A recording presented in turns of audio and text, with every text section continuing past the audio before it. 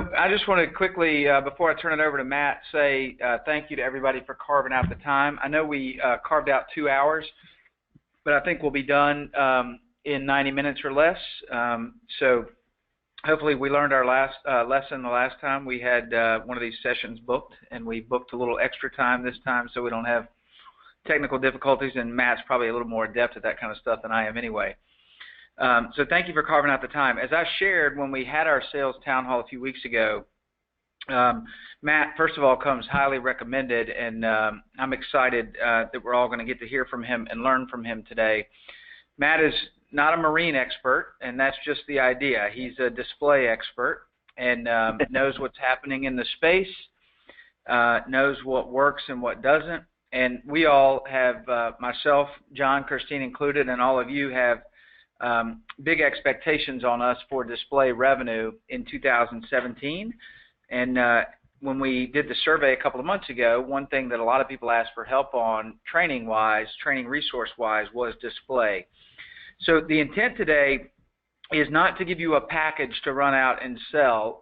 This is not necessarily going to generate, revenue today with a hot new widget. The idea is simply this, to make you feel more comfortable, connected to, and educated on display, because our customers, just like with everything we do and sell, are going to look to us to be the experts. And I know the more comfortable we all feel with the product and our understanding of it, the better we can feel comfortable selling it to our clients, educating them on expectations and whatnot. So the last thing I'll say is, please, I know we all have a lot going on. It's a busy time of year. Please give 100% of your attention to Matt for the next 60 minutes or so. We're going to get out of this session what we put into it, and I equally expect to learn as much as anybody through this. So let's give him our full attention. Matt's put a lot of time into the presentation. This is not a free exercise to bring him on board, so let's make sure we make the best out of the investment and improve ourselves today by being all in. Matt, thanks for being with us, and I'll turn it over to you. All right, Brad, thank you so much, and really appreciate the introduction as well as the really the purpose of what you're doing here to train your team. Just a little bit about myself. I've been in digital marketing now for well over 20 years. And Brad, just so you know, I'm going to keep you unmuted, so you may want to mute there locally, but if you have anything to jump in at any point, I'm going to leave your channel open.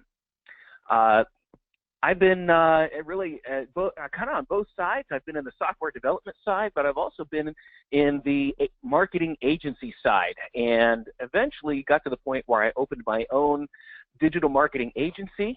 After 8 years, I went ahead and sold that, and now I just do training and teaching full time. I do that for Simplilearn, for the Direct Marketing Association, or now the Data and Marketing Association. And a lot of the brands that you've seen here, I've done both consultation and training for, as well as written 2 books on the subject of internet marketing. But let's talk specifically about display and what you're doing. And like Brad said, I'd like this to really be a guide to you to help you to understand it a little bit more. And also, unfortunately, like Brad said, they're going to look to you. Your clients are going to look to you for advice. They're going to look to you for insight as to how they can make their campaigns effective and get the most out of their budget. And so it's going to fall on you to educate yourself about how you can position this, the value of displaying on your network, but also having some of the answers. And so that's how I put together the presentation. And we're going to cover 5 different areas, and all these areas are going to be ways to prepare you to speak competently about display and how to position it and set realistic expectations when you're working with your clients. Now, starting with user behavior, it is amazing how much our behavior has changed just in a short amount of time. With the proliferation of smartphones and mobile devices just over the past few years, it has radically changed our behavior. Some of you may remember logging in with the AOL disk a couple, decades ago, and you had the screechy modem that would make a lot of noise. And really, that changed our behavior because In order to go online, you had to prepare to go online. You had a certain amount of time, a limited amount of minutes that you could be online. And so you gathered everything together that you needed for your online experience. You were prepared and you knew you had a certain amount of time. And so that changed our behavior as to how we use the internet. We even called it going online because it was an event. Then a few years after that, we finally have broadband internet where it's always on. And the downside of that is every time you walk by your computer, you can simply check your email because it's always on. And that changed our behavior because now information is always accessible to us. However, it was tied down to whatever could be plugged in. Now, with the proliferation of mobile devices and phones, it has changed our behavior because it's always with us. We are always tied in. We are always on, and everything is immediately accessible to us. This is a concept that Google has labeled as micro moments. Micro moments arose because of this always-on accessibility, that whenever we have a question or an idea, or, God forbid, a moment of boredom, we pull out our phones and we check our social feed, we do a search, we do something, anything to fill that moment of time that we experience this boredom or just have a few minutes. I'm amazed when I go, you can go places in the shopping right now, you go to the Bureau of Motor Vehicles, the amount of people that are in line and looking at their phones. And it's become really a part of the fabric of our lives. Now, these micro moments, Google tells us that they are becoming so proliferate in our behavior and how people access information online. Right now, 2 out of 3 digital minutes are from mobile.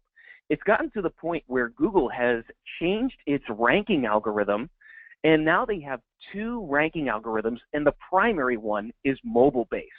The secondary one is desktop-based because more than 70% of all their queries are now done on a mobile device. Now, this is how it changes our life. This is a study of someone who was planning a vacation. And in looking at all these micro moments, this test subject, her name was Amy, in planning a vacation had 419 digital micro moments. These are individual online sessions. And as you can see here, they included 34 searches, 5 videos, and 380 web pages. And this was done, boy, only 15% was done on a desktop. And so showing how when we are interested in making a major purchase, that the amount of investigation we do, and our investigation is done in very short spurts, rather than sitting in front of a desktop for an hour or two and doing that investigation. Rather, we do the search when we think of something, when we have an inspiration, an idea, or the next logical step. So I tried to find something that was very similar to what you were selling, and I couldn't come up with any boat data, but we have car buying data, which is somewhat similar. So here is another test subject that was measured in buying a car, and over the period of 3 months, there were over 900 touch points, over 900 micro moments. As you can see here, 70% were done on a mobile device, and of these 900 digital touch points, they included 140 Google searches, YouTube videos, image views, 69 dealer interactions, and 186 manufacturer interactions. This is the new behavior, that these are separate events that when someone has an idea or a thought, they go online and query the information that they need. And as you can see there on the right, the decision-making process of going from multiple brands to the consideration phase and then the decision phase, and how that affected their journey. We are now at a point where we can measure the customer journey in this decision-making process across multiple media. We've never been able to do that before, and so it's just a fascinating step into understanding more and more of consumer behavior and how they are acting. So for example, one of the things that you can do is go to Google Trends, and you can type in a phrase or a word, and you can see the history of how many times that word is searched on over a certain amount of time. Now, for an example, I wanted to give you an idea comparatively of, in red, people searching for car MSRP, and in blue, people searching for boat MSRP. And 70% of these searches for car that you see there in the red line, 70% of them are done on mobile. And as you can see, there is a comparable trend line going on with boats as well, that you can see that people are searching for these. And so there is this move, and I think your industry is probably going slower than a lot of the numbers that I'm showing here, but it is trending and moving that way. Now here is, yes. Let me go back a slide if you don't mind. I'm going to give you your first curveball question. All right. So I'm intrigued by this idea of using Google Trends. Share with our team how, if we're going to approach a prospect about display advertising, how we might use that tool to our advantage before going to see the prospect. All right. This is really a tool that shows the demand in Google for search. So it wouldn't be something I would put in front of a client, simply because it really will kind of more show the demand of, if they advertise on Google, they will get this.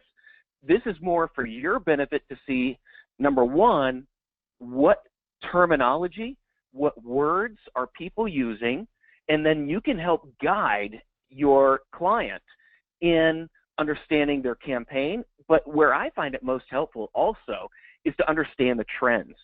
So getting into very specific trends and seeing how that affects the search patterns. So seeing when they increase, seeing when they drop off, and this will enable you to talk very competently about the market and the shifts in the market based on different interests or different subjects. Does that answer your question, Brad? Does that kind of help fill in the gaps for Google Trends? Yes. Thanks. Great. Great. Now, when we talk about these micro moments, they're called micro moments because the average mobile micro moment is only 1:10.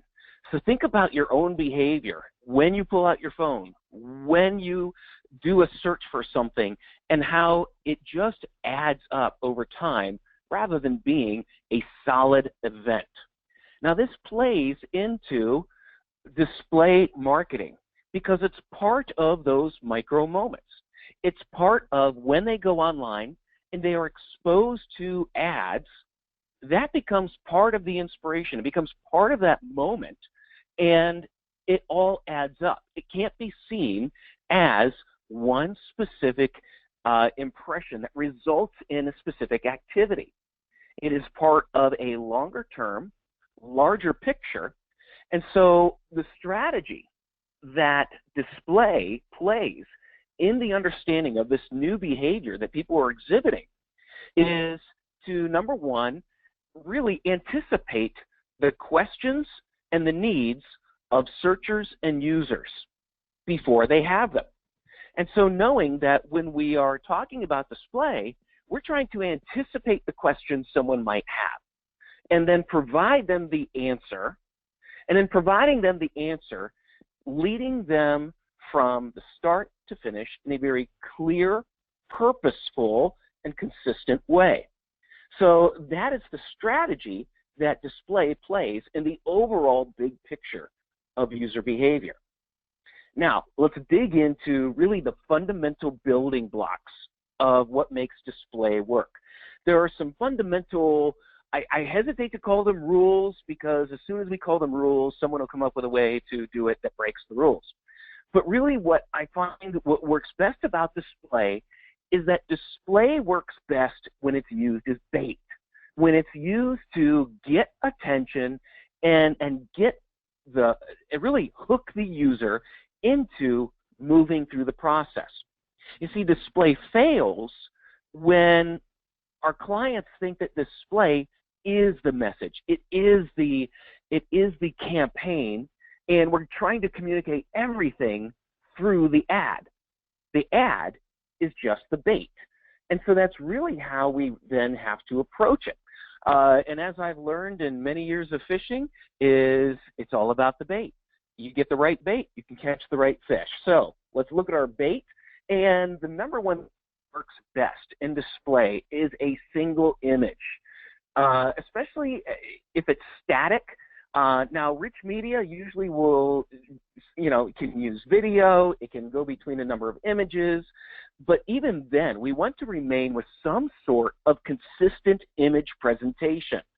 If it's video, that's great because you've got some consistency set there, but I see a lot of rich media display that uses multiple images, and when you're using multiple images, they're usually not consistent in terms of lighting, contrast, presentation, and so because of that, it can block or make it very unclear if you cannot see the headline.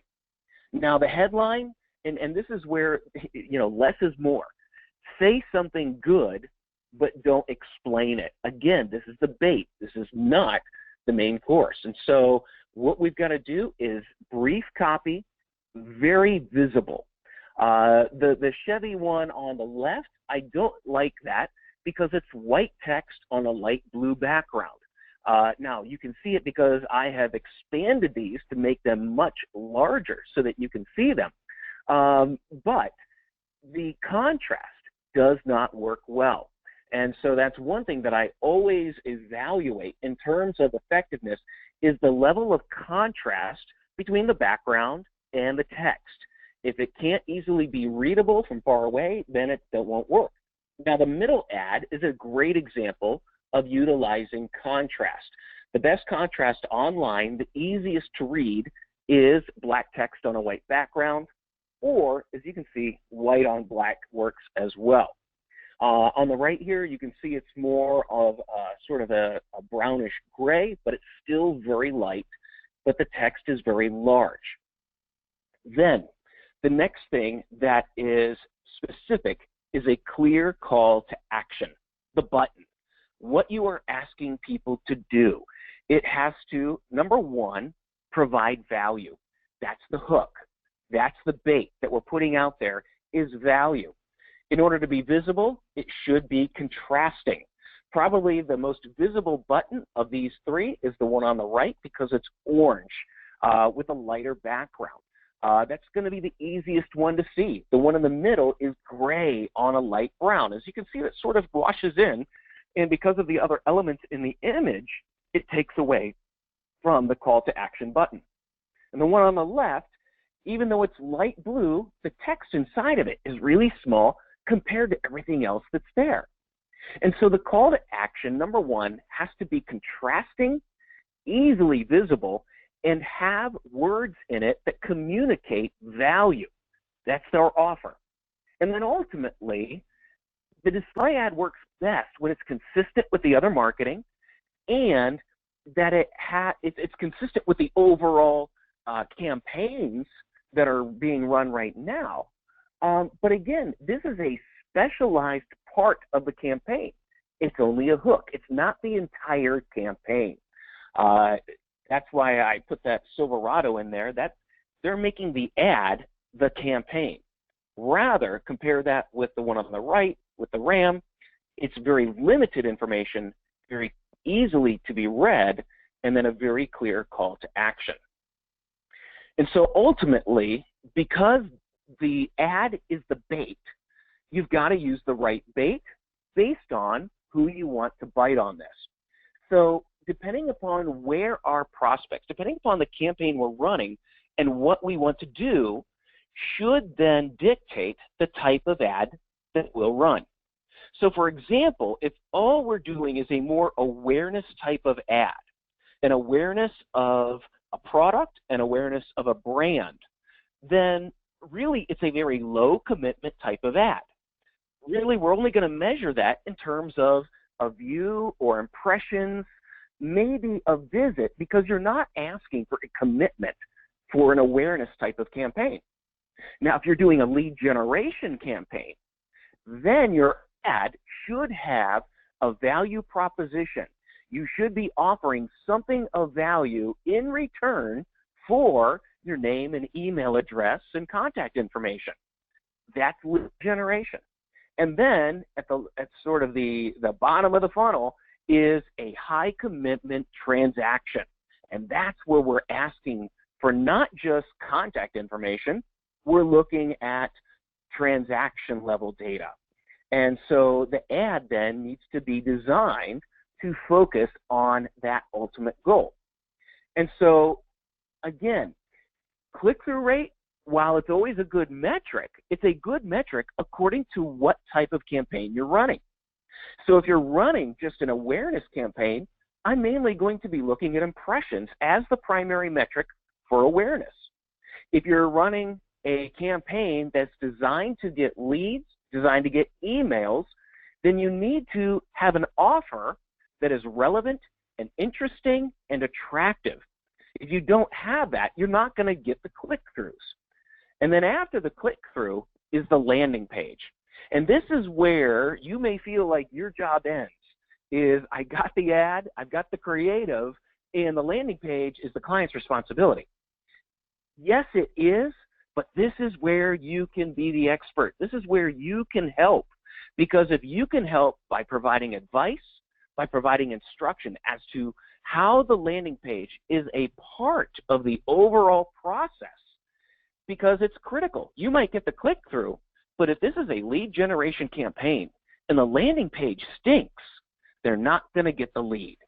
And so it's a whole process that we're evaluating here. The ad and the creative is just a part. Matt, I want to jump in for a second and just clarify for anybody that might think of landing page the same way I did when you and I were previewing this call. Yeah. I used to think of, and I'm just sharing this for the group, that I used to think of a landing page in the media that I came from. It was a page we created on our site that we took them to. The way Matt is referring to a landing page is wherever the display ad or the click-through takes them, whether it's a listing on our site or a model on their site or some promotion that they're running. Just think of the landing page in this context as wherever the ad takes them. And it was really enlightening for me that if the message and the landing page don't match, even if the click-through rate's good, there's not going to be a success story at the end of the rainbow. Exactly. And here's the thing. Display is an effective ad type. You see, even when you compare at the bottom three here, this is a survey that was done recently for brand recall based on the type of ad. When you're looking at just single channels, display, organic search, and paid search, display has a higher unaided brand recall. Now, when you start combining channels, even just organic search and paid search together only provided a 23% recall. But as soon as you put display ad with either, it jumps up over 15 points. And when you put display together with organic search, paid search, it almost doubles. And so display is critical to reinforcing that recall and that impression, even if someone does not click on it. Display lodges itself more into the psyche of the user than organic or paid search.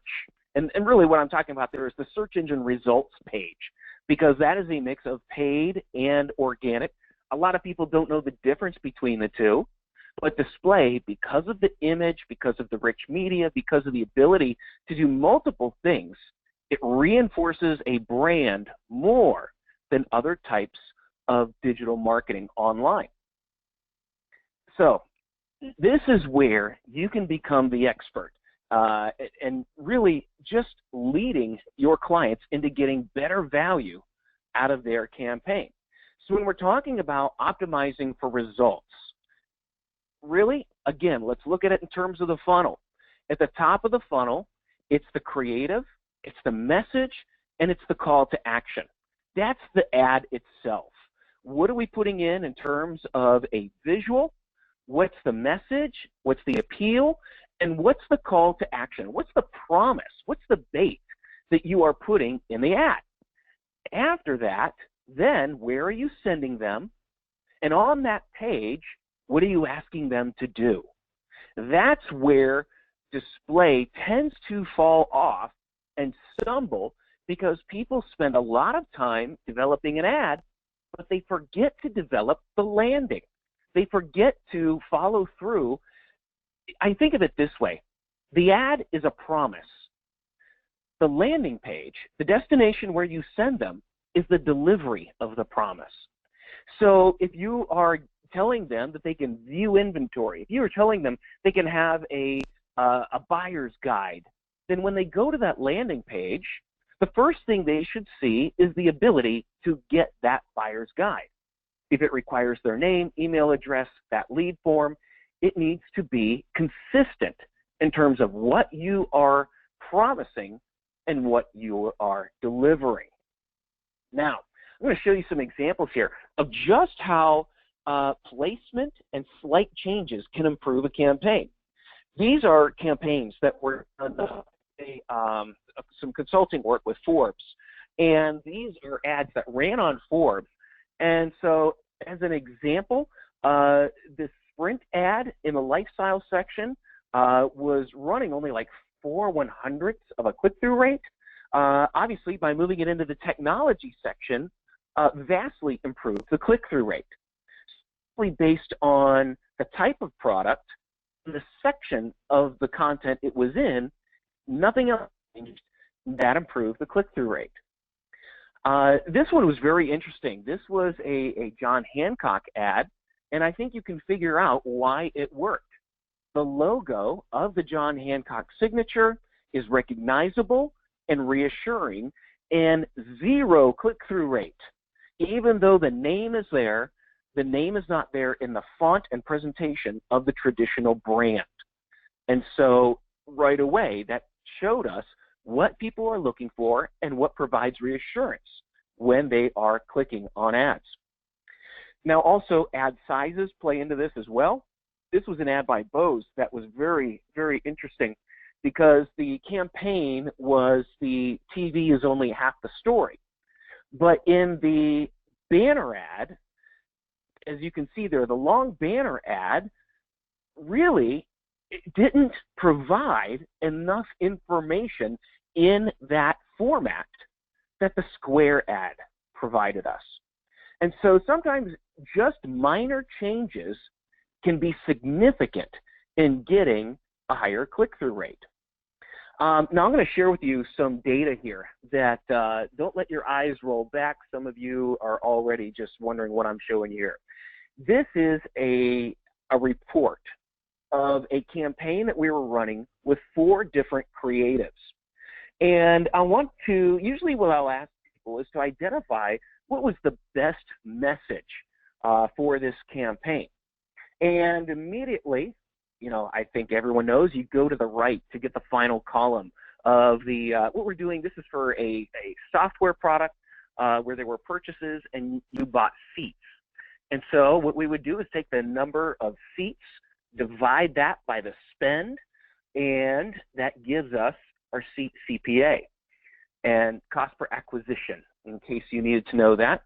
So as you can see, the best cost per acquisition campaign out of the 4 is the 4th one, that it's significantly less in terms of our cost per seat at $49. Comparatively, the other campaigns are running $56, $62, $62. Now, immediately, a lot of people will look at that and will say, hey, that's great. This is the best one. We should funnel more into it.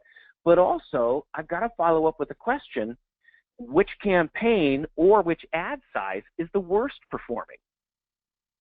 If we go back in and stay in that right-hand side, and I'll give you a clue so you don't have to wander all around, just go right underneath that $49 seat CPA. And what you'll see there is a $73 CPA, which is the worst performing ad size of all campaigns and all sizes. So even though we have the lowest CPA for that ad group, in that ad group is the worst performing size. Now, comparatively, if you look at that same ad size in the other campaigns, it's performing much better. In fact, drastically better, between $10 and $20 a seat better. So what this tells us is, while this message is probably the more popular and the more effective, the ad size itself is the least effective. The 160 by 600 size is the least effective. And so when we're evaluating numbers, those are some of the things that we look at. Number one, to find out which message is performing well, but also to see which creative does not communicate the value effectively. And so I love this example because it shows us that even though this is the best performing group, it contained the worst performing ad size. And so right away, I'm going to look at the creative for that ad size and look to see what the problem might be. Now, something here that I'm going to explain a little bit later. Some of you may be looking at it, but you'll see here the click-through rates and then the purchases. And there's a click-based purchase, a view-based purchase, and total attribution there. What that means is the majority of people, the majority of seats that were purchased and were not purchased by an immediate click on the ad. They were purchased by a later interaction. However, they had seen the ad, and because of that, it was attributed as a view-based source. I'm going to explain that a little bit later as we go along. Now, let's look specifically at landing pages. There's an eye test that I use for the landing page. And the number one thing I want to look for is the headline on the landing page. Does it continue the thinking and the promise that was made in the ad? I also then want to look at the image in the landing page. Is it the same image or a similar one that continues the continuity or the relevance that was in the ad? Also on the landing page, is there a clear call to action? And where is that call to action made? Where is it presented? And this gets to a concept that we call above the fold. Now, this is especially relevant in desktop, and I think so your audience is, I would say, primarily still desktop, but you may be seeing some awakenings in that area. But definitely desktop is not dead, and nor will it be for quite a while. The concept of above the fold is actually an old newspaper concept, because anything that was of most importance was printed on the top fold in the front page of the newspaper. Anything that was of lesser importance, you had to flip the paper to see the bottom of it. And so when we talk about your call to action being above the fold in online terms, desktop terms, it means, is your predominant call to action, your button, your lead form, the thing that you want someone to do, is it visible without them having to scroll? Because if they have to scroll to see it, you're going to lose them. That's just really the out-of-hand rule, is the call to action has to be in the most visible place without scrolling. Ultimately, the eye test is, does the landing page maintain the continuity promised in the ad? Can I recognize that this is the same brand and the same promise in the delivery of that promise? I went ahead and pulled some examples off your site. Hope you don't mind. But I thought this would be a great example of understanding a little more of how the ad is the bait, leading us then to the promise of the landing page. Now, what I liked about the Everglades ad here is definitely a color and a design continuity. It's something that the same shades of blue, the same font, all of that translates into the landing page, even though it's the home page. And really, my preference is that the landing page is not the home page. That is the number one thing. When someone complains about click-through rate, when someone complains about the effectiveness of their campaign, the worst thing you can do is simply send people to a home page, because the home page is meant as a catch-all to anyone who goes there. Even search engines rarely send people to a home page. Search engines send people to the most relevant page for what you're looking for. In the same way, our ads need to send people to the most relevant page of what we're selling. Now, in this case, I think they can get away with it. Now, I will say the headline's a little different. The headline of the ad is "Experience Your Next Obsession." You get to the home page, and its quality is no coincidence. And then in script text, which I will say is very difficult to read online, someone might see that. So the continuity is a little shaky. But don't get me wrong, it's slightly shaky.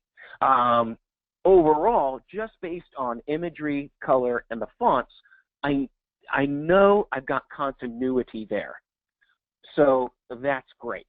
But usually, I always recommend setting up a separate landing page for your marketing campaigns so that you can control the message, control the experience, and develop a sales page, essentially, just for that campaign.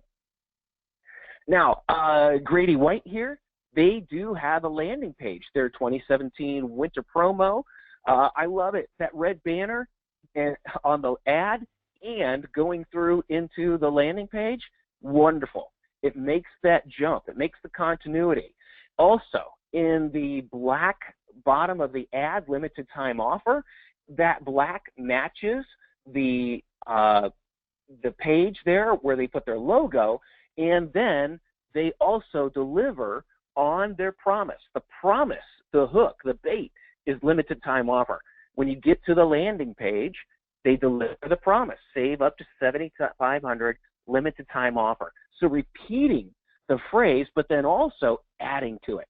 And this gets to kind of one of those rules that we've got about this type of advertising is basically the ad's the promise. You deliver the promise in the landing page. You don't try and do everything in the ad.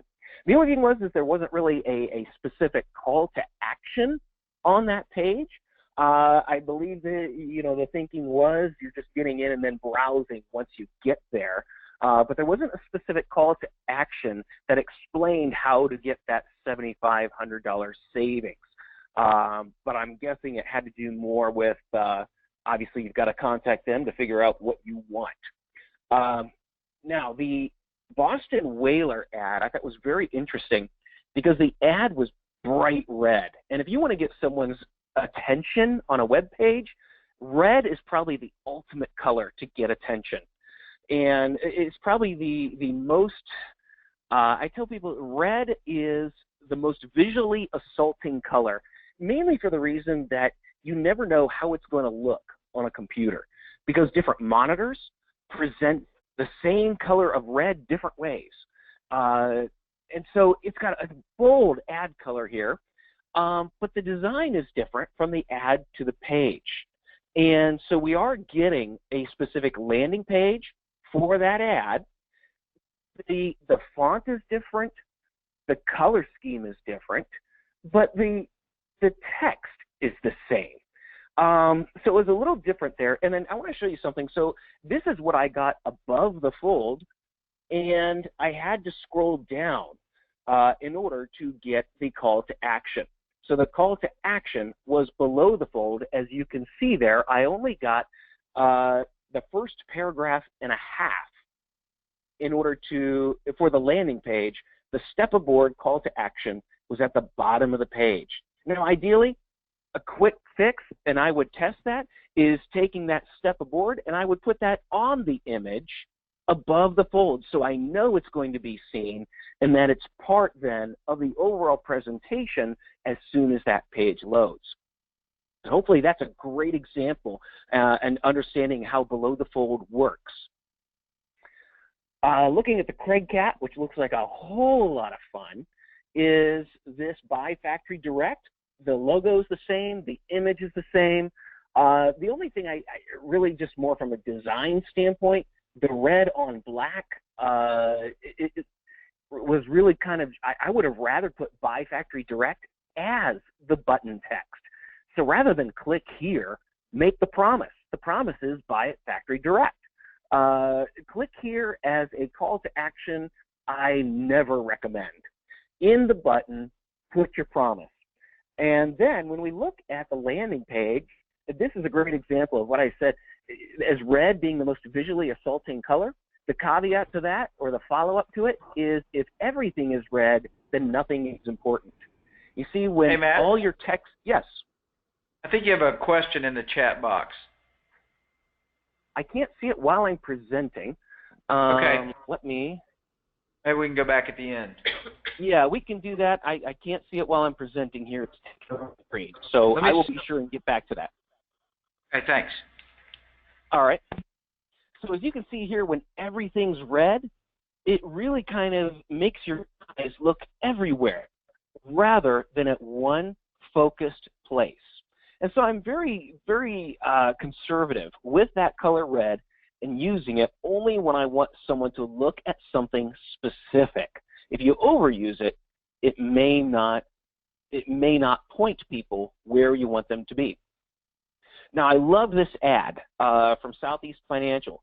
Clear, simple, large, big, bold font. Loved it. And it's got the boat image. Now, what drove me nuts about this is I go to the landing page, and it's a catch-all. It's a catch-all for motorcycles, boats, trailers. It's one of those things where you made the ad with a boat in it. Let's make a landing page that's just for boats. And there was no continuity from the image to the ad, or even from the promise. The promise was specifically apply now in time to make some waves. That's boating. And I get to the page, and they're not delivering the promise. There is boats, but it's mixed in with snowmobiles, lawnmowers, and things like that. Now, I do give them points for putting the apply now in a big red button up at the top of the page, because that is the call to action that we want to see. Another one that I thought was, yeah. Matt, I just want to jump in for a second and add just a brief point of context. You know, you may be, sure. You as salespeople on our team may be thinking, and I have a tendency to think this way too, as I first look at some of these examples, is, you know, geez, how am I supposed to affect the Southeast Financial landing page? But it's really, again, back to my opening comments, this is about us being an expert on display as much as it is about selling a campaign for a month or a quarter. I think the easiest equivalent we can most all identify with is when you buy a car, the salesperson, you've already signed the paperwork, they've already made their money, but they go through whether it's how to maintain the vehicle or how to use the features inside the car. They're trying to make sure you're satisfied and that the car works for you at the end of the day. And so I just want to make sure we're all connecting those dots, that to be successful with display, we may have to take the conversation a step further than we're used to, which is not just selling Southeast Financial this display ad, but making sure they're holding up their end of the bargain, and then it's going to work. I have a question as far as yeah. If we're for tracking purposes on our end, and we can't put the dealer's phone number or website URL, what other call to action would you suggest as far? I mean, I know you said you wouldn't ever use click here. Yes. That's really the promise, is we need to offer something of value. I know working on one campaign, we found buyer's guides to be a huge value that people will, you know, ultimately what you're trying to do is get someone to surrender their email address. And if you can do that, you have to provide something of equal or greater value in order to capture that. And so, you know, I was seeing ads on the sites with view the inventory, take a tour. You know, those are what I would consider more awareness type of ads, because you're just, you know, you're trying to get someone to click through, but at that same time, it's not a it's really not a commitment type of activity or behavior that we're asking them for, and it's really kind of a low value delivery, is just looking at the inventory or touring the boat. And so if your clients are saying we want more click-throughs, then the response is, well, we need to present something of value. What do you have of value that someone would be willing to give their email address for if you want that lead? Because the ultimate purpose of getting the click-through is to get the lead. And so it's really helping people to think in terms of a process of getting them hooked, bringing them in, getting the data that we need from them, and it doesn't just happen with an ad. It happens with the process. And so helping people think in those terms is, you know, to Brad's point, when I had the agency, we always said that our best clients were our educated clients. They were the ones that they would listen, they wanted to learn, and because we were teaching them how to get the most out of their investment with us as the agency. So it's the same thing, that you may not have control over it, but you're teaching them how to get the most out of their investment in you. And by providing just some simple tips and guidance, that will, you know, it's up to them to listen and follow through, but it's in their best interest to do it. I know I kind of took the long way around to answer that question, but did I kind of get to that? Yes, thank you. Okay. All right. Yeah, it really comes down to what you're asking. That's going to determine the amount of engagement that someone will take, is the amount of commitment we're asking them and what we're providing for them. Now, this is more of a sort of that transactional nature, the bottom of the funnel. So I love this ad, and I love the, you know, even though we're sending them to the homepage here on West Marine, I can't fault it, because the continuity is there, from the color to the font to the headline to the Shop Now button in the ad, and then they get there and it's last minute gifts. Shop Now is repeated in the header. This is a great example. It's also, you know, kind of we're using red, but it's used sparingly. It's not overdone, but I love the continuity of the button and the font in here. And this is exactly what I was talking about for that transactional nature. Because we're driving them to a sale, we're telling them to shop. And so this would be measured based on click-through, based on sale amount, those types of things. And so I loved the continuity on that one. This is one where I thought was very interesting, because it's one where a promise is made, but the delivery of the promise isn't the same. So I give it pros. I give it a good thumbs up for the color, the design continuity, the fonts are the same, high quality throughout. But then the call to action is not consistent. If you'll notice, the button in the ad is to see the entire fleet. It sends us to the home page, and again, this gets back to my focus on the home page. It sends us to the home page. The home page is all about the Hatteras 90. And as you'll see, the call to action on the home page, above the fold, in a very visible place, is Explore Model. So this might seem so minute, but this is the science of leading people from the ad to the page to the registration. The promise is to see the fleet. The delivery is to see one model. That's the breadcrumb trail that gets broken, because it's a specific model that's being focused on in the landing page, whereas the ad was about the entire fleet. So I hope that really helps to drill that home. And like I said, it sounds minute, but it's huge in terms of the mindset of that micro moment. When someone is inspired, when someone sees the ad and clicks through, this breaks the mindset. So let's bring it all down into sort of a summary on the specific areas that we're looking at. So number one, a color, design continuity from the ad to the landing page. Same thing, same font, weight, style, must go all the way across from the ad to the landing page. Keep the quality. Scannability is critical. I don't know if you read the text down in the corner, but if you bullet text, 77% of the time people will look at that, as opposed to 42% of the time if you use bullets without a bullet point that is there. It's just amazing the science that goes on in how people view ads and landing pages. Make sure the call to action is above the fold, and then it's a delivery and it's a promise. You are delivering the promise made in the ad. Now, I would say that this landing page that I semi-designed here is more for informational and awareness. If I were going to do a lead generation campaign, this is how I would change it. I would put the value proposition in there. I would make the delivery the top of the page, and we saw that in some of the landing pages. Make sure it's continuity, but then I would put the form and the promise. So if it's downloading a buyer's guide, if it's downloading a spec sheet, if it's getting anything of value, I'm asking for it right up top because the promise was made in the ad. Now I'm delivering it, and the only way I can deliver it is if I get your name and your email address. And then once that's verified, you will get your information. And so it's how we deliver when we're looking specifically at a lead generation campaign.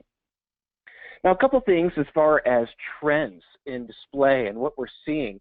And really, the two biggest areas of growth in trends are, number one, data, and the other one is attribution. Attribution as far as trying to track the origins of customers. What was the first touch point of customers? You see, a lot of measurement is based on what we call the last click. And that was really the last thing you clicked on before you bought. So even let's say you did some shopping online, and really you just kind of browsed the sites. You did some Google searches and clicked through, but you didn't buy anything. And then a couple hours later, you decide you're going to buy something. You can't really remember what it was, but you maybe let's do a search on it, and then you click on an ad. And you click on the ad for that company, and then you go and buy it. Well, most analytics would give full attribution to the ad, even though you had done a search and clicked on the organic result a few hours earlier. And so that's what attribution is all about, is trying to figure out, where did this person originate? Where was that first touch point? Because we want to be sure we're not leaving that out of our campaign budgeting. The other side of it is data from third parties that enhance our targeting abilities. And I'm going to give you an example of that. But first, as far as attribution, one thing that we're seeing in attribution is that view through credit, which I talked about a little earlier, in that the campaign, we got very little clicks, but we had a lot of view through. Now, what view through is a validated ad view by a customer. So for example, if a user is on a site and they see an ad, now that ad places a tracking pixel on the user's computer. And if that user then, within a certain time frame, visits the advertiser's site, whether they do it through search or they type it in directly, the ad server is able to see that that user saw an ad maybe a week ago, maybe 2 weeks ago, and they tie together that ad view with the user going to the brand site. What that means is the publisher is able to start getting credit now for ad views, not just ad clicks. And so we're seeing a lot of this now starting to make its way into publishing models, into ad revenue models, where publishers are getting credit for simply playing the ad to a user that ultimately goes to the site, because that may have been the first interaction with that advertiser or brand. Matt, a quick question. Yes. can the advertiser pixel the ad that they give to us, or do we have to pixel the ad from the server? It really could happen either way. So it's just a matter of the way it's just how the script that goes into ad tracker. So yeah, it could be it's a third party. If it's the advertiser, it would be, their ad server would be a third party cookie or pixel placed on the users. Now, for that to be native for you, if it's coming out of your ad system, yes, that then would be a cookie that you would generate, and it would just have to be tied through to that advertiser's account. But then ultimately that would have to be associated to a visit to their site, which might be a little tricky, but not impossible. Gotcha. As we set up, and I think I shared with you that we're setting up our own AdOps environment over the next 45 days, that might be something I'd like to follow up with you on and probe a little further. Certainly. Yeah, I can certainly provide some help and guidance there. All right, so hopefully, I don't know, some of you may be seeing dollar signs in your head thinking about this kind of a model. I think it's good because, as we talked about earlier, this goes back to the unaided brand recall, that simply by seeing display ads, it provides a better recall to consumers than regular search ads. And so this attribution model follows that brand recall study, that just simply seeing the ad and having a validated ad view should provide publishers a part of the credit for ultimately gaining that lead or gaining that sale by the advertiser. To talk a little bit about third-party data, we can really get better at hitting certain people. For example, this was a campaign done by American Express, and their target audience, they were looking for people with a specific income level and also a specific credit score. So they went out to a third-party organization, and so for their display campaign, only people that fit a specific income level and credit score would see these ads. However, they also added a little twist. They took out anyone who had visited a gambling site within the past 6 months. They did not want any higher risk. This was a specific campaign to a very targeted group of people and very low risk. And so by using third-party data, they were able to create a campaign to where the ads were only seen by this specific audience who met these parameters. And so that's how third-party is enabling some better targeting as well to specific audience groups. Now, looking at, I think everyone's favorite part of this is going to be measurements. Let's look at numbers, but I want to help you as far as when you're dealing with your clients and the topic of numbers and measurement come up. Here's how we handle those conversations. So number one, there were 3 main metrics that I look at, and 3 main metrics that help us guide the conversation. So the first one is number of impressions.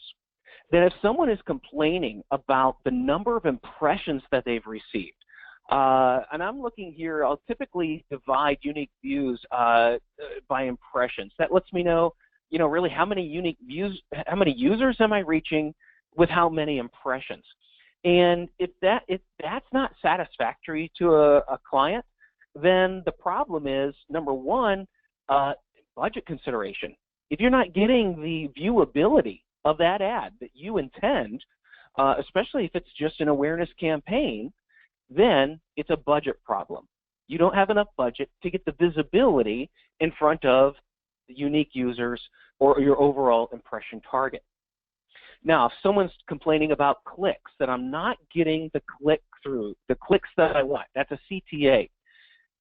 That conversation is all about your headline and your call to action. And so whenever a client talks to me about the lack of click-through, we immediately go pull up the creative and we evaluate it in terms of what are you promising? Because if the click-through rate's not there, ultimately what that means is that what you're promising is not interesting.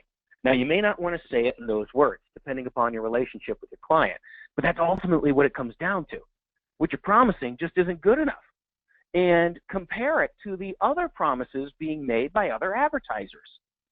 Ultimately, if they want to play in the CTA, the click-through rate, if they want to, or in the CTR, the click-through rate, then it has everything to do with the strength of the ad and the promise they're making in the ad.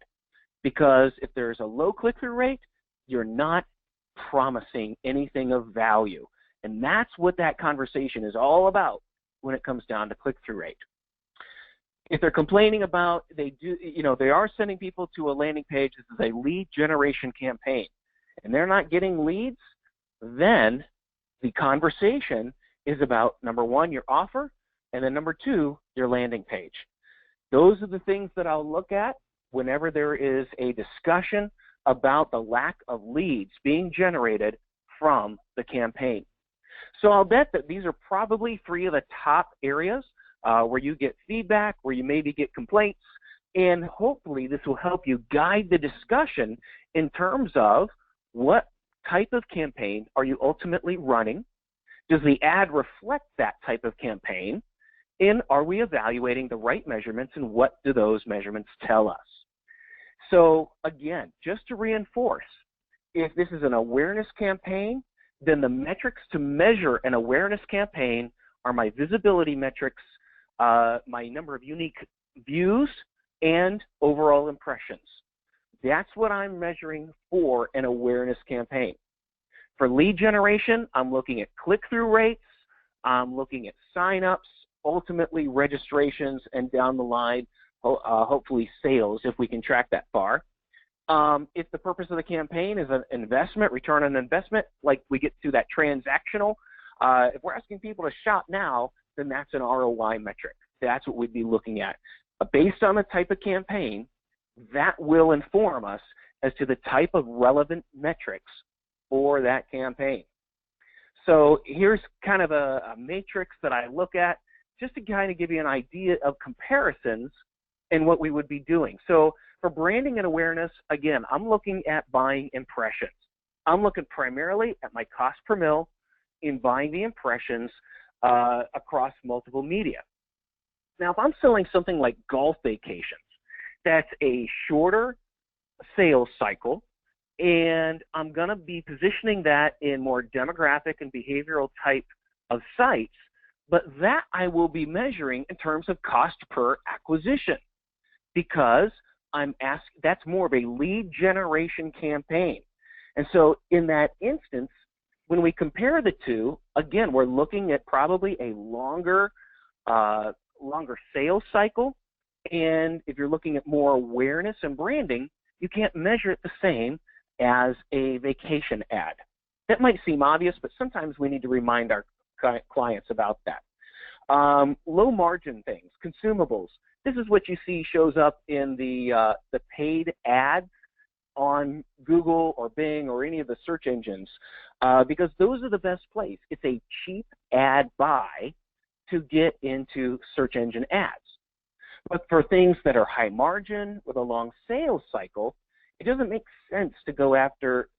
You can add that in to go after search ads, but again, it depends on what we're doing. If we're looking for awareness, we're going to measure by visibility, cost per mil. That's what I'm buying. If I'm trying to develop some leads, then I'm going to get into my cost per acquisition. If I'm not getting enough leads, then it's a problem with what I'm promising. Then additional measurements that I can use. So like I talked about before, visibility. If this is just an awareness campaign, I'm looking at total number of unique views, as well as my overall number of impressions, but then also what we will get into when we're looking at just branding or awareness is the share of voice. The share of voice, really kind of to make it simple, is if you have 4 advertisers, all with a similar ad spend, then they each have 25% share of voice on my site. And so that we're not looking so much at viewability there, but we're looking at competition. And so if you're really kind of looking at how do I have this discussion with a client, share of voice is really kind of an interesting metric to bring up in terms of if you were to tell a client that you only have 10% share of voice when we look at all the advertising on this site. What that does is it gives them, or it helps you position where their budget is in regards to all the other advertisers on the site. Now, that may be dangerous. That's more of a, I would say it's more of an organizational decision to go to that type of a metric, but I've seen it be effective, especially in terms of education, in terms of developing budgets, as well as what is the purpose of your campaign, because your share of voice will affect your overall share of market.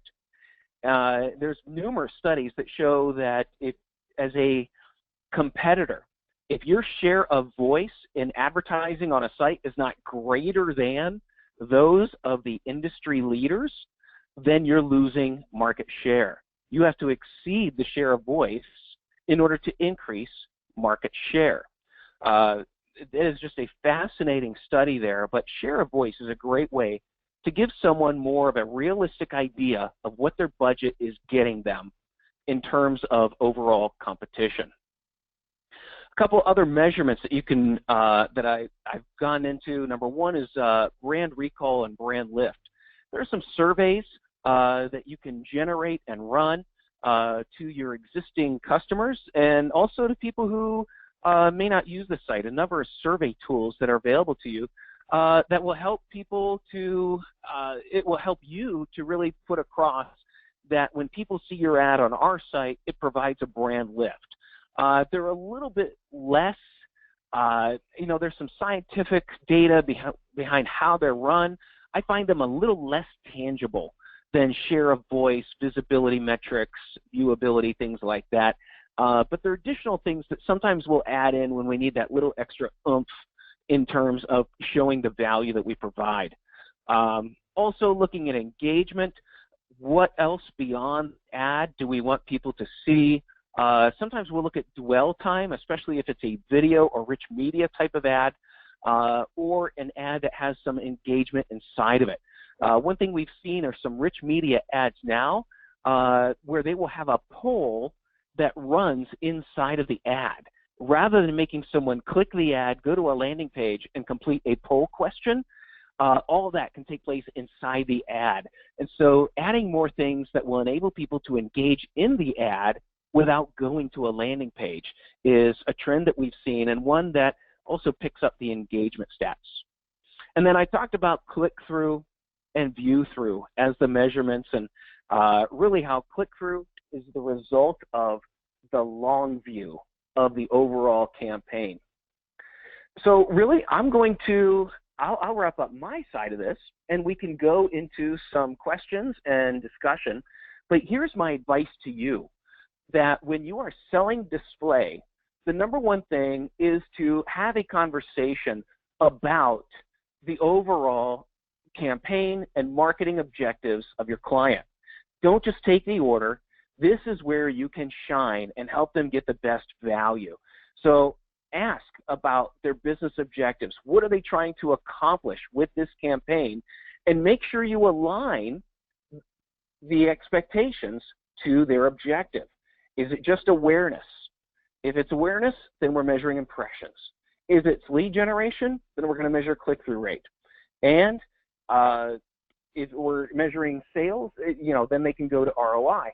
But again, then when you know the campaign, when you know the objective, and the expectations are aligned to the objective, now we make sure that the ad, the message, the offer, the landing page are all part of the alignment to that objective.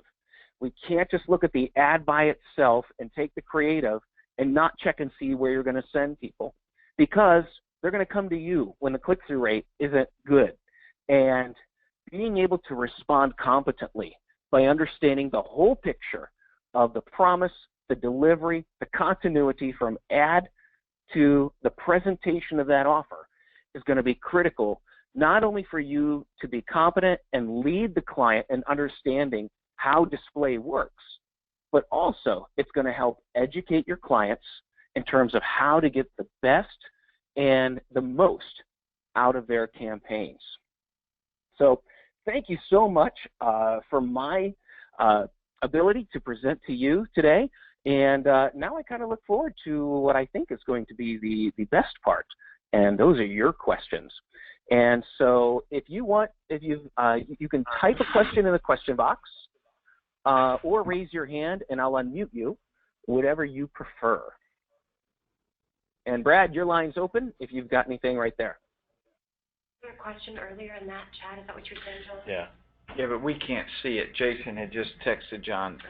Do you have a question in the chat, Matt? Okay, yes.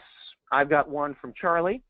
With the clients that you have worked with, on average, do they have in-house developers to build specific landing pages with direct CTAs, or do they rely on an agency, media vendor to build them for the campaign? Great question, Charlie. Great question. It's been a mix of both. It really depends, I would say, more on the size of the company, if they've got those internal assets or not. You know, sometimes we've done more of with my agency, we did more of the buy, and then we worked with someone that did the creative. A lot of times, I will say, they forget about the landing page, which is hilarious. But yeah, it just really kind of depends on the size of the company and if they have those assets, and if those assets have experience. That's sort of the thing there. If there's a follow-up to that, let me know from that. Jason had a question. Isn't the click-through already recorded when the visitor clicks the ad? I'm not sure why the landing page being good or bad is going to affect the click-through rate. That is the click-through rate. Okay, so yes, there's the click-through rate from the ad to the page. And then on the landing page is a call to action, and that would be more for like a lead generation. So then we also measure the click-through rate on the landing page in order to measure the effectiveness of the campaign. So I hope that explains that. If not, type that in, let me know, or put up your hand and I can unmute you and we can talk through it there. So those are two questions that I have here. Are there any additional questions? I've answered the questions I've got in the text box.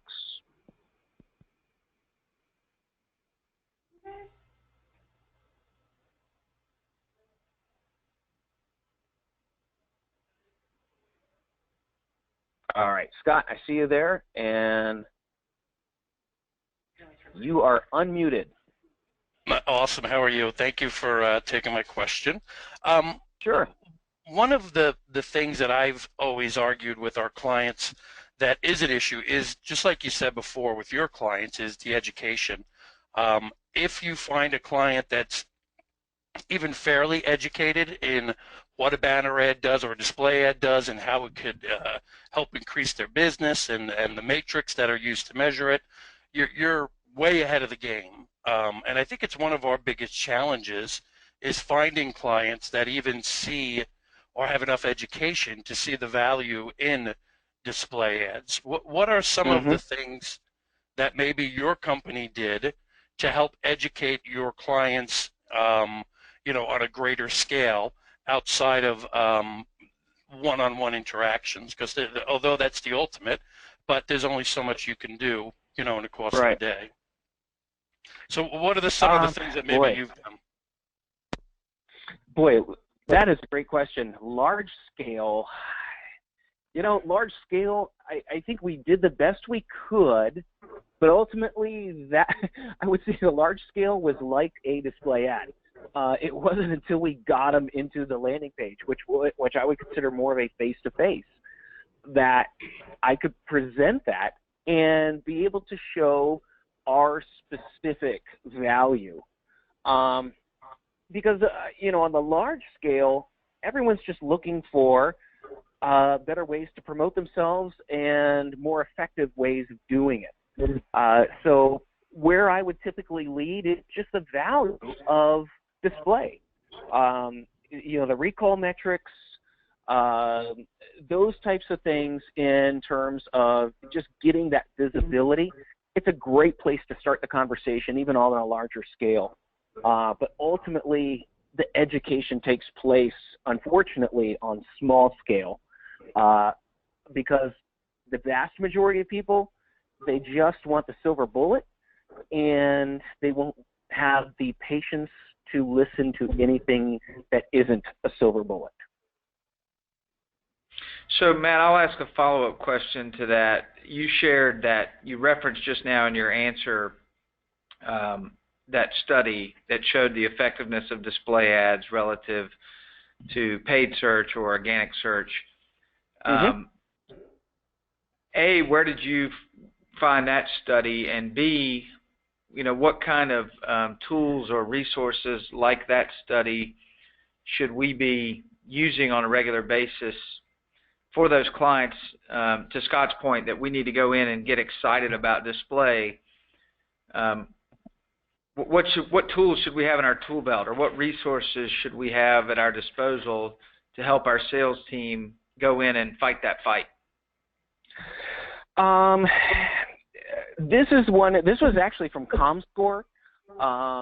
And so one of the things I really kind of keep open as a channel is just digital advertising news and surveys and research.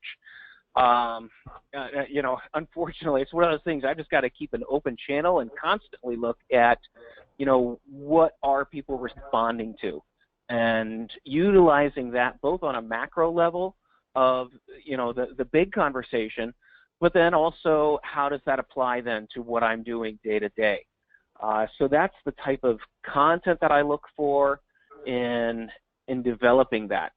I was trying to remember the other part of your question there. I think that answered it. Okay.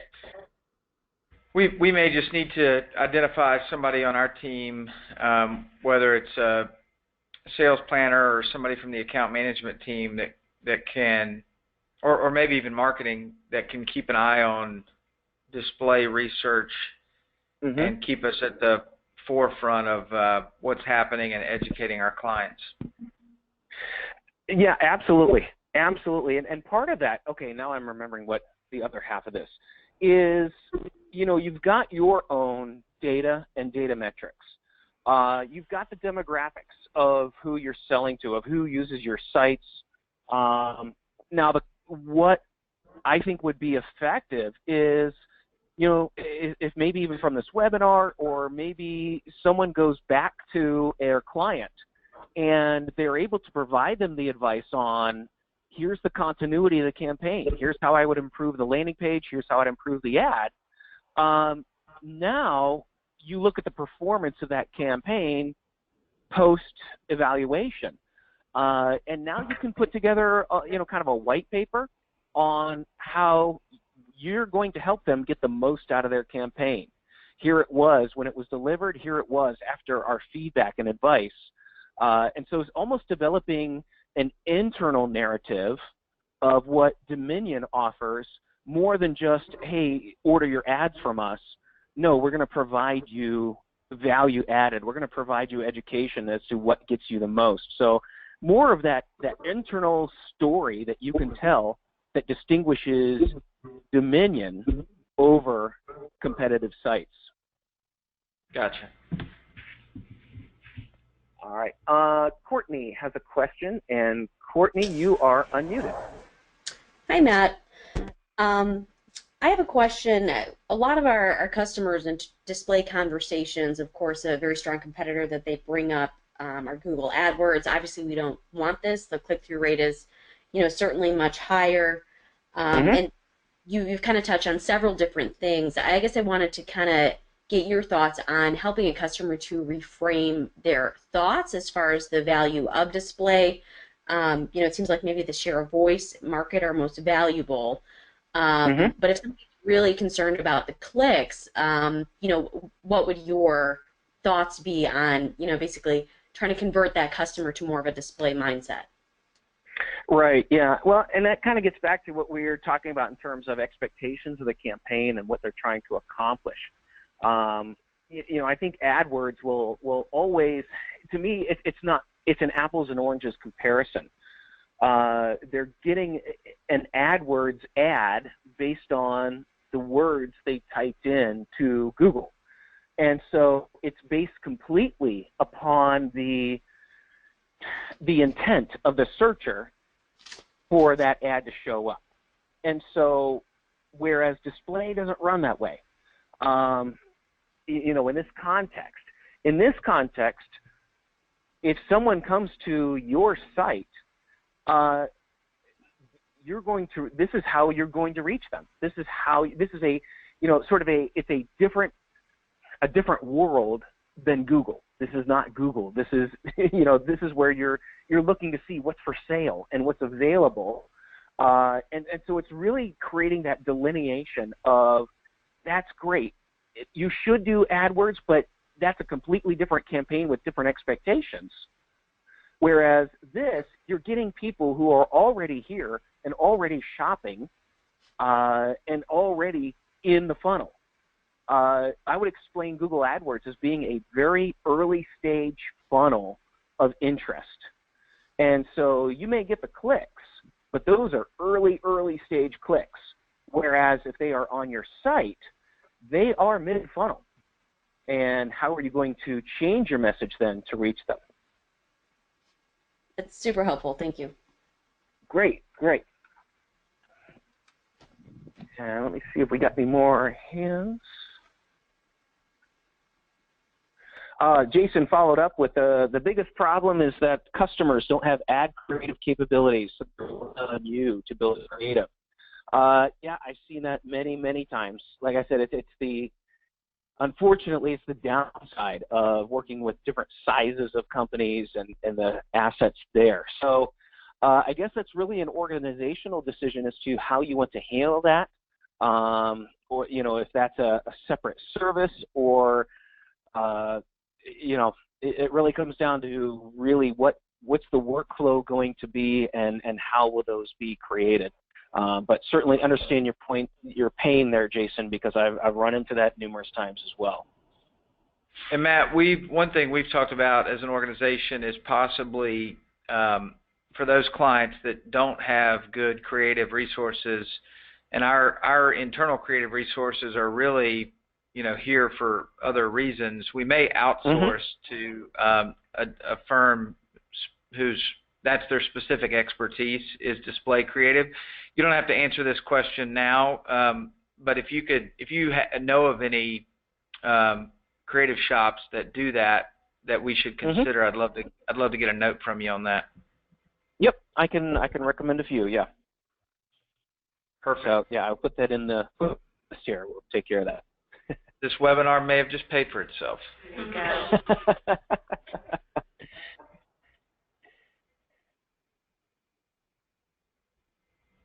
All right. I'm not sure I see any additional hands. Anything else here? Let me ask one question. You got one here in Norfolk, Matt. Yes. Okay. My question is looking at the screen that we're looking at right now. When I'm seeing the top level thing where the 43% says organic paid display, should I think about that in terms of what I can offer a client on VoteTrader in terms of the organic search that they're going to do there, and the paid search, which would be a listing enhancement, and then display to add to that? Or should I think about that in terms of like an SEO, SEM display, like with Google AdWords or whatnot? That is the context. Is AdWords is basically the Google front page, and then display ads across a variety of sites is the context of it. However, I don't think it would be a far leap to also apply that to your site as well. I think that would be actually a very highly contextual leap to make in Logic. Yeah, it's a great question, and I think he mentioned the marketing story. I think he used the phrase marketing story earlier. We probably need to, you said it really well, just take kind of a success story approach to a marketing piece that says, sort of the power of membership, enhancements, and display all together. It's a great idea. Good. Okay. I'm not sure. We'll see any additional hands. Brad, I don't know if there's anything there from your group. No. Thank you, Matt. Thank you, DMM Sales, for making the time. Thank you, Sales Planners, for joining us. And Matt, I look forward to getting the deck from you and those creative recommendations. And we'll let everybody get back to selling display and other things. Thank you, Matt. All right. Thank you. Appreciate it. And I'll follow up on these unanswered questions here. I did get a few in, so I will follow up on those and send those over to you, Brad, as well. Okay, great. Thank you. All right. Thank you.